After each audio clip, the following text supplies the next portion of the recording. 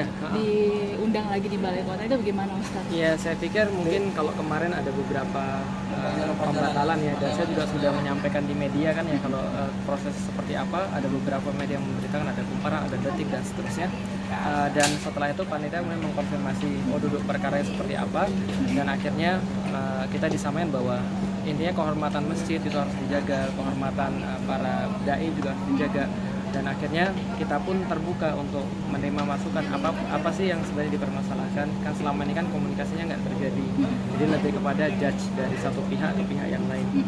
Nah, kita berharap ya sudah, alhamdulillah balai kota terbuka, balai kota artinya tidak mempermasalahkan sehingga kajian bisa tetap dilaksanakan. Yang Ustaz lihat itu apa sih yang jadinya Ustaz yang menjadi masalah kemarin sampai ada polemik sedikit? Kalau yang di highlight adalah tentang masalah bahwa saya mendakwakan khilafah yang bertentangan dengan Pancasila, padahal sebenarnya kan itu kan bisa kita bicarakan secara ilmiah, karena itu kan bukan perkara-perkara yang seperti contoh misalnya komunisme misalnya, atau seperti apa, itu kan ada bagian daripada Islam, mungkin sebagian orang salah paham. Yang kedua, permasalahan tentang HTI ya, bahwa kemudian dikatakan bahwa itu organisasi yang dilarang, dan kemudian ngapain sih mengundang organisasi yang dilarang.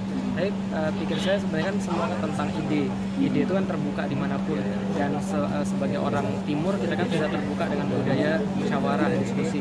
Nah, harusnya itu yang dikedepankan daripada ancaman Komunikasi ya Ustaz ya? bukan ancaman, karena kan orang muslim ya, apalagi orang Indonesia. Kalau kemarin ini diundang dari kontrinya atau bagaimana Ustaz prosedurnya? Walau alam itu nanti bisa ditanyakan pada pihak Pemprov, tapi gunanya dari pihak masjid. Ustaz, maaf, itu di depan kayaknya ada sedikit yang demo Ustaz dari GP Ansor. Itu gimana Ustaz? Ya, nanggapin? kita sudah bilang bahwa teman-teman Ansor kita terbuka untuk diajak diskusi, tergantung kalau mereka mau diskusi ya kita bisa untuk ngajak mereka diskusi.